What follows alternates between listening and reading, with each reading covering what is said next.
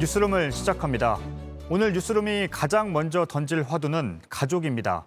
혼인과 혈연을 고집하는 이른바 정상가족의 신화는 이미 깨지고 있습니다. 하지만 우리의 제도는 현실을 담아내기엔 너무 낡았고 새로운 흐름을 따라잡기엔 변화의 속도가 더뎠습니다. 그런데 정부가 오늘 대대적인 전환을 예고했습니다. 결혼을 안 했어도 함께 살면 가족으로 인정하고 자녀는 아버지의 성을 따른다는 원칙도 허물 계획입니다. 실제 적용하기까진 시간이 걸리겠지만 가족제도의 탈바꿈이 이제 막 시작된 겁니다. 먼저 정용환 기자입니다. 지난달 18일 한 신혼부부가 자녀는 아버지의 성을 따른다고 한 민법 781조에 대해 헌법 소원을 신청했습니다. 부부는 나중에 아이가 태어나면 엄마의 성을 물려주려고 했습니다. 하지만 아빠의 성을 따를 때와는 달리 혼인신고 과정에서 복잡한 절차를 거쳐야 했습니다. 부부는 헌법의 양성평등 가치에 위배된다고 주장했습니다. 또 출생신고가 아니라 혼인신고를 하는 시점에서 미리 자녀의 성을 결정하는 것도 문제라고 봤습니다. 아빠 성을 따를 때는 굳이 요구하지 않는 협의서가 이제 엄마 성을 따라야 할 때는 제출을 해야 된다는 게 우리 사회가 당연하게 엄마 성을 따르는 걸 조금 이질적인 약간 그런 존재로 보는 게 조금 차별적이라는 거죠. 여성가족부는 앞으로 5년 안에 이런 차별을 없애기로 했습니다. 자녀 출생 신고 시에 부모가 협의하여 부 또는 모의 성을 따를 수 있도록 하는 방안과 이 계획이 완전히 시행되는 5년 뒤엔 아버지 성을 우선하는 생각이 더 이상 당연하지 않게 됩니다. 괜찮은 것 같은데요. 꼭 남자 성 따를 필요는 없다고 생각해요. 꼭 아버지 성을 선택하지 못하고 어머니 성을 선택해야 되는 경우들도 있고. 족부가 다 있고 이런데 어떻게 엄마 성을 따라가고. 아직 세대 간 의견 차이는 있지만 여가부의 이번 발표는 시대상의 변화를 반영하고 있습니다. 그 일방의 성만을 주는 것을 당연하게 여겨왔던 부분인 이제 좀 반성할 시대가 된 거라고 생각하고 좀 늦은 감도 있죠. 또 여가부는 결혼하지 않은 남성의 자녀에 대해 엄마의 정보를 알고 있는 경우에는 엄마가 협조하지 않아도 출생 신고가 가능하도록 요건을 바꾸기로 했습니다. JTBC 정용환입니다. 정부가 내놓은 이번 계획의 이름은 세상 모든 가족 함께입니다. 울타리를 크게 넓혀서 모든 형태의 가족을 품에 안겠다는 의미입니다. 사유리 씨와 같은 비혼 출산에 대해서도 어떻게 제도적으로 품을지 본격적으로 논의하기로 했습니다. 윤정민 기자입니다. 가족은 혼인, 혈연, 입양으로 이루어진 사회의 기본 단위를 말한다. 건강가정기본법 제3조는 가족을 이렇게 정의합니다. 비혼 출산을 선택한 방송인 사유리 씨의 육아 예능 프로그램 출연을 반대한 사람들이 이 법을 근거로 내세우기도 했습니다. 개별 가족이 느끼는 편견과 차별은 여전합니다.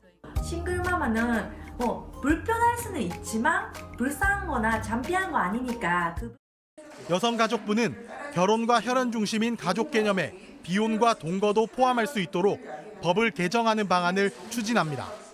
1인 가구 비중이 전체의 30.2%로 커지고 혼인이나 출산에 대한 인식이 크게 변하고 있는 현실을 반영하겠다는 의도입니다. 가정이라는 게 솔직히 이게 뭐 아빠, 엄마, 아이로만 구성되는 게 아니라 솔직히 다양한 가족 형태가 나오고 있으니까 저는. 다만 종교계나 보수단체 등의 반대 목소리도 적지 않을 걸로 보입니다. 한국교회총연합은 전통적 가족의 해체를 가속화하는 데 영향을 미치지 않도록 주의가 필요하다는 입장을 밝혔습니다.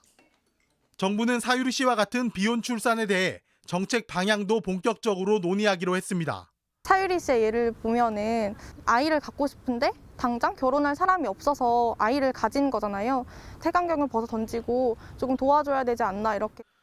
우선 상반기 중에 비혼 출산에 대해 설문조사를 진행하고 난자, 정자 제공이나 대리 출산과 관련한 생명 윤리에 대해서도 살펴볼 계획입니다.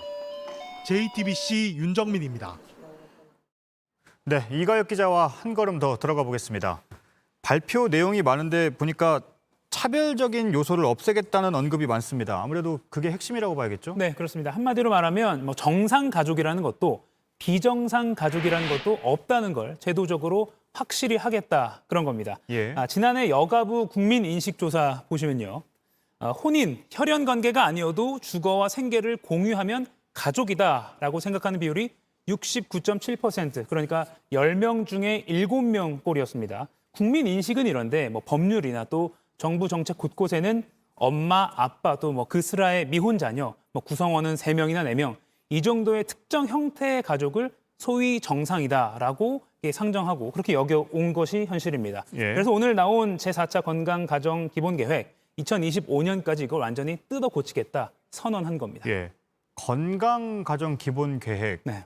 건강가족 이것도 좀 어색한데요? 그렇죠.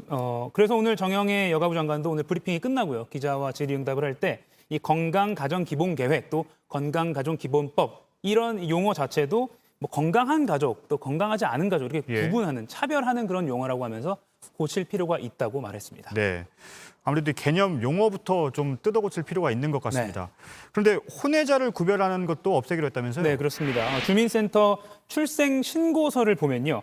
오른쪽 상단 모서리 쪽에 어떻게 돼 있냐면 뭐 1번 혼인 중의 출생자, 2번 혼인 외의 출생자 이렇게 구분해서 체크를 하게 돼 있습니다.